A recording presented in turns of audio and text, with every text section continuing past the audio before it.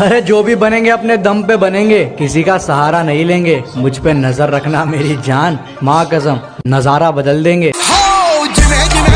Friends, एक ऐसा भी वक्त था जब बॉलीवुड इंडस्ट्री में लोग माधुरी दीक्षित के डांस के दीवाना हुआ करते थे, लेकिन अब वक्त बदल चुका है। अब नूरा फतेही के डांस के दीवाने बॉलीवुड में ही नहीं बल्कि सोशल मीडिया के हर एक प्लेटफॉर्म पर नूरा फतेही ही डांस के दीवाने हैं।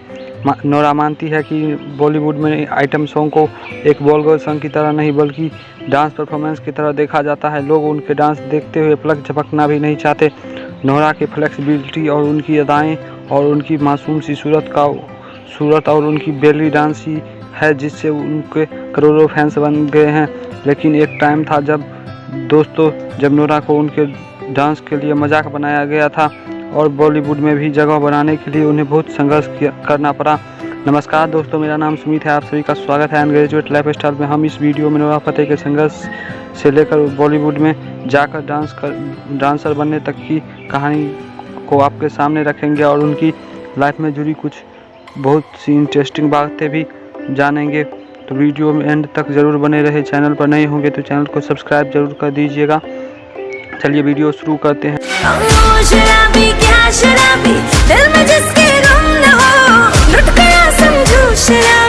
6 फरवरी 1992 ईस्वी को कनाडा के टोरंटो शहर में एक अरबिक फैमिली में हुआ था। उनकी फैमिली मोरक्को से थी जब उनकी माँ भारत की मूल निवासी है। नूरा की माँ की वजह से ही उनकी जुड़ाव बॉलीवुड फिल्मों में रहा। नूरा ने अपनी पढ़ाई टोरंटो के वेस्ट व्यू सेकेंडरी स्कूल से की। अपनी पढ़ाई में भी हमेशा एक अच्छी स्टूडेंट रही। उनके बचपन में एक बॉलीवुड फिल्म देखना पसंद रहा। बॉलीवुड फिल्म देखते ही देखते नूरा को एक्ट्रेस बनने का डिजायर जगा और साथ ही उन्हें यह भी पता चला कि बॉलीवुड में ऐसे कोई भी एक्ट्रेस नहीं बन सकती जो डांस में परफेक्ट ना हो। इसका मतलब एक्ट्रेस बनने के लिए डायलॉग के साथ साथ अच्छी डांस भी होना ज़रूरी है। नूरा ने जब एक्ट्रेस बनने का चाह अपनी फैमिली को बताया तो उनके घर वाले उनसे काफ़ी नाराज़ हुए और बोले, हमारे समुदाय में लड़कियों को नचना या एक्टिंग करना सख्त मना है। इसके बाद भी नूरा ने एक दो बार एक्ट्रेस बनने की बात की जिसमें उन्हें काफ़ी डांट का सामना भी करना पड़ा। नूरा समझ गई कि मेरे सपने को सच करने में मेरी फैमिली कभी मेरा साथ नहीं देगी, इसलिए उन्होंने एक बार अपनी फैमिली से बात करना बंद कर दिया। कई बार नूरा अपनी फैमिली से छिप कर टीवी से डांस सीखने की कोशिश की। जब कोई घर पे नहीं होता या जब सब सो रहे होते तब टीवी से डांस देखकर प्रैक्टिस करने लगी थी। उन्हें यह अपने स्कूलिंग डांस करके दिखाया तो उनके दोस्तों ने ही उनका बहुत मजाक उड़ाया। एक बच्चे का मनोबल तोड़ने के लिए ये घटना काफ़ी होती है जब उसका साथ कोई नहीं दे रहा हो। नूरा को दुख हुआ तो लेकिन वो डांस बंद नहीं किए। इसके वजह और भी वो डांस में लगातार प्रैक्टिस करना शुरू कर दिया। सपनों को लेकर जो दीवानगी थी उनका नतीजा है कि वो आज उनके करोड़ों दीवाने हैं। नूरा ने टीवी के साथ साथ इंटरनेट का भी सहारा डांस सीखने के लिए स्टार्ट कर दिया था।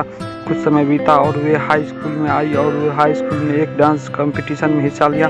कंपटीशन में उन्होंने कमाल कर दिया। उनके जो दोस्त थे उनका मजाक उड़ाते थे, वो नूरा के डांस के देखकर हैरान हो गए। उनकी उस डांस परफॉर्मेंस को देखकर वहाँ बैठे हर व्यक्ति ने उसकी डांस की तारीफ की और वो कंपटीशन में बेस्ट डांसर का अवार्ड भी मिला। उनकी मंजिल की तरफ एक छोटा सा सीढ़ी था क्योंकि मुश्किलें अभी भी काफ़ी थी। इसमें से सबसे बड़ी मुश्किल ये थी कि उनकी फैमिली उन्हें अब भी आज़ादी नहीं दी थी डांस करने के लिए। नूरा की माँ ने नूरा के लिए कुछ अलग ही सोच रखा था। वो चाहती थी कि नूरा ग्रेजुएशन करने के बाद एक ऑफिस में जॉब कर ले और नूरा स्कूलिंग ख़त्म होने के बाद उनके सामने काफ़ी मुश्किलें खड़ी हो गई। उनके पेरेंट आपस में लड़ाई हो गई और उनका डिवोर्स हो गया। डिवोर्स होने के बाद उनकी फैमिली की बोझ और भाई का बोझ भी उनके कंधे पर आ गया। इसलिए नूरा ने एक रेस्टोरेंट में वेटर का काम करना शुरू कर दिया।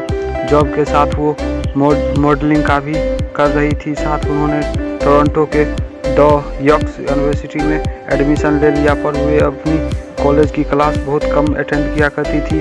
उसी दौरान नूरा ने कई छोटी कंपनियों के साथ फ़ोटोशूट किया और इंडियन के कई मॉडलिंग कंपनी के अप्लाई किया। नूरा के इंडियन लुक वाले फ़ोटो एक एजेंसी को बहुत पसंद आई और उस कंपनी ने नूरा को हायर कर लिया। ये बात साल 2012 की है जब नूरा पहली बार मुंबई आई। मुंबई आकर उन्हें लगा था कि मैं अपने सपने के काफ़ी करीब हूँ, पर यहाँ आकर नूरा के साथ धोखा हुआ। उसके मुंबई आते ही कुछ विज्ञापन करने को मिली। नाचो, अरे आंचल, यस सर, जरा नाचो प्लीज। Okay sir. विज्ञापन किए जाने के नोरा को 20 लाख रुपए दिए जाने थे, पर उस एजेंसी ने उनके एक भी रुपया नहीं दिया। नोरा को पैसे न देने मिलने से ज़्यादा भरोसा टूटने का दुख हुआ। यहाँ से नोरा वे एजेंसी छोड़ कर दी और नोरा ने फिल्मों में ऑडिशन देना शुरू कर दिया।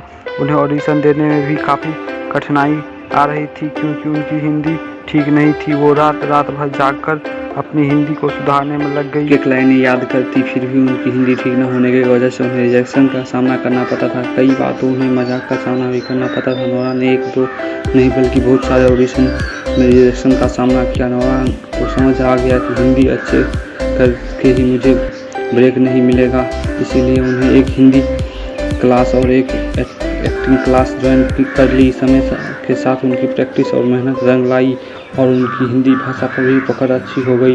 नोरा को पहला ब्रेक 2014 में एक एडवेंचर फिल्म में मिला। इस फिल्म का role tiger of the Sundarban लेकर था। ये फिल्म लोगों को दिलों में और बॉक्स ऑफिस पर भी फ्लॉप साबित हुई। इसकी वजह से नोरा को कोई पहचान नहीं मिल सकी है।